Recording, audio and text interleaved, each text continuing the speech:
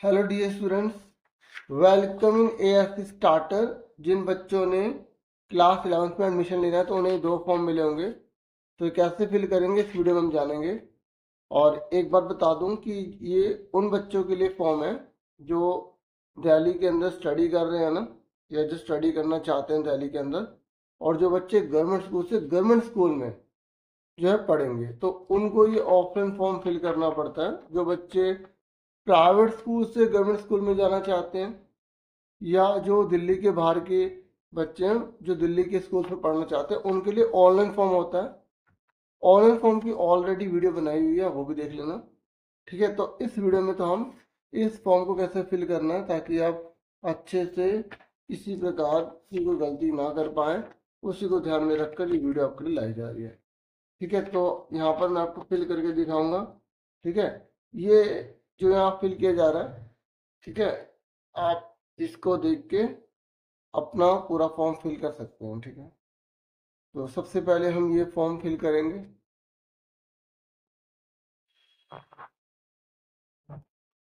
देखिए यहाँ पर आपको जो है ना अपना नाम लिखना है, विद्यार्थी का नाम है यहाँ पे।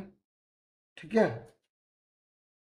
और फिर यहाँ पर आपको बताना है कि आपका लिंग कौन सा है, मतलब आप पुरुष हो, महिला हो या अभिलिंग हो।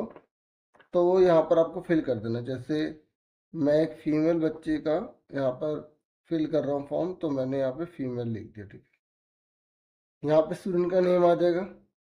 फिर यहाँ पर इन्होंने बोला कि डेट ऑफ बर्थ लिखना है आपको इन फिगर्स में। ठीक है, फिगर्स मतलब नंबर में। ठीक है, और वर्ड्स यानी कि शब्दों में आपको यहाँ पे लिखना है। ठीक है, तो यहाँ पर हम आपको लिख के दिखाएंगे। ठीक है, तो जैसे यहाँ पे इन फिगर बोला है तो हमने इन फिगर में 31। ठीक है, इस तरीके से आप लिख सकते हैं। ठीक है ना, ये आपको ब्लर थोड़ा दिखाई देगा क्योंकि एक तरह से कॉन्फिडेंशियल होता है ना, इसलिए। तो हम इसे वर्ड्स में भी लिखेंगे। ठीक है,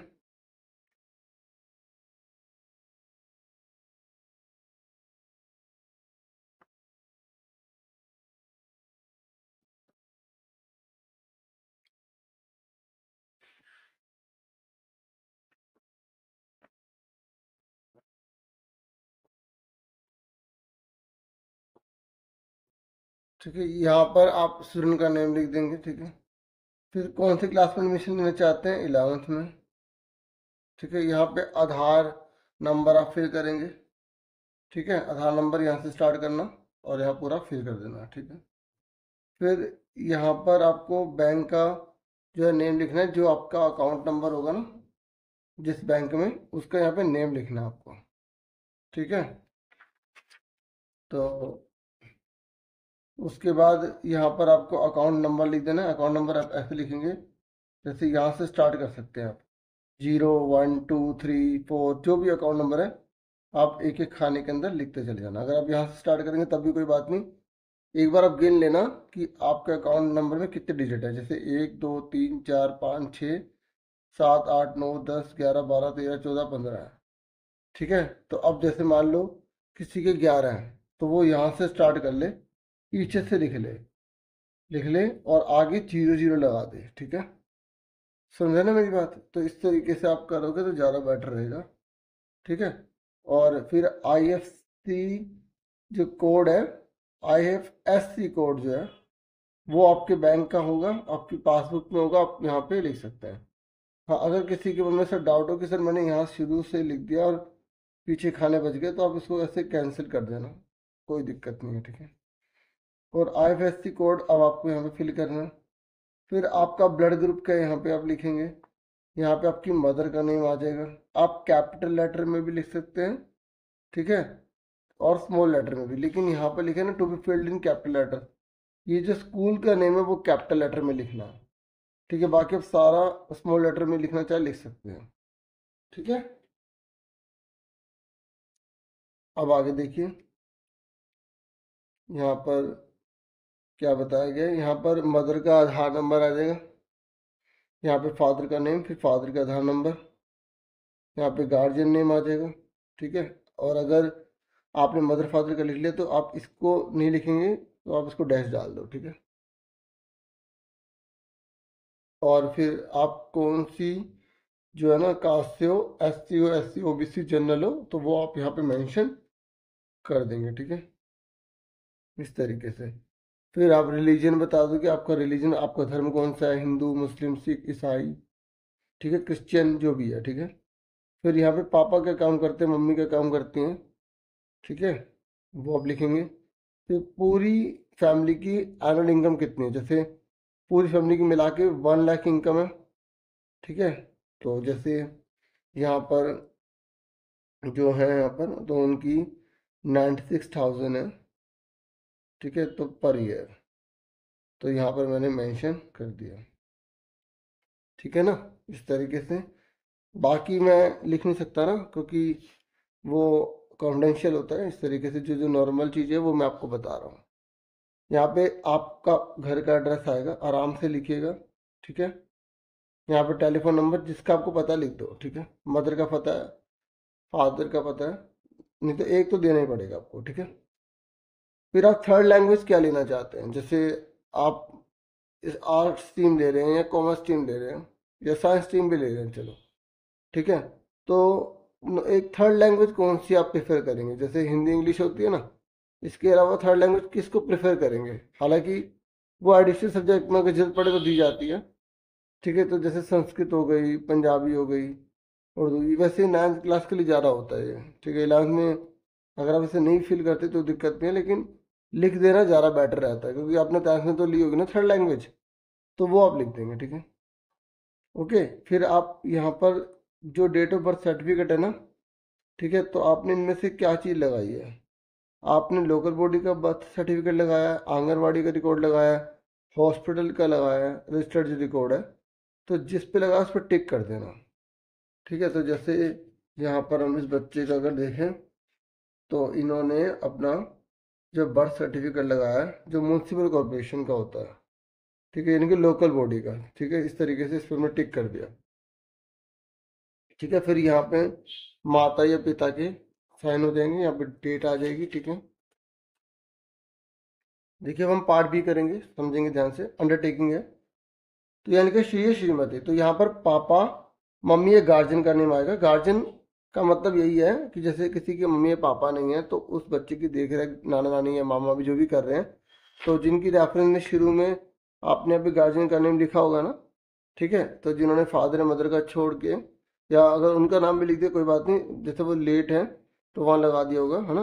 तो गार्जियन को उससे प्रेफरेंस दिए, तो जो गार्जियन उसका फॉर्म वगैरह फिल कर रहे हैं या सबमिट करेंगे, ठीक है ना, तो गार्जियन, नहीं तो फादर या मदर का नेम यहाँ पर आ जाएगा। ठीक है, जैसे फादर, मैं अब जैसे अपना नाम लिख रहा हूँ, फादर हो गया, तो मेरे बच्चे का नाम यहाँ पे आ जाएगा। ठीक है, और उसके बाद डेट ऑफ बर्थ क्या है बच्चे का। तो बच्चों को कन्फ्यूजन नहीं रहती, सर यहाँ पर क्या लिखना है, यहाँ पर क्या लिखना है। देखो ये पूरी लाइन यहाँ तक है, तो आप इन फिगर में लिखोगे। यहाँ पर फिगर में जैसे मैंने अभी आपको बताया था कि जैसे डेट ऑफ बर्थ जो है बच्चे का 31 अगस्त 2009 है। ठीक है ना, इस तरीके से। अगर जैसे मैंने अगस्त लिख दिया था वहाँ पर AUGST, तो भी कोई दिक्कत नहीं, इतना नहीं हो रहा। अब इसी को है शब्दों में लिखना है। ठीक है, ऐसे 31 या 31, ठीक है, 31 अगस्त 2009, 2009, इस तरीके से आप लिख दोगे। ठीक है ना, यहाँ पे हमने 31 लिख दिया था, ठीक है ना, 31 भी लिख सकते हो आप। ओके, तो उसके बाद यहाँ पे इसी को हिंदी में लिख देना। ठीक है, हिंदी में कैसे लिखोगे आप, यहाँ पे वही जो फादर का नाम आ जाएगा या मदर का नाम या गार्जियन का नेम, ठीक है, या संतान का नाम आ जाएगा, बच्चे का नाम आ जाएगा, और फिर ये अंकों में लिखना है यहाँ पर वही 31 अगस्त, इस तरीके से लिख देंगे। ठीक है, उसके बाद इसे शब्दों में लिख देंगे।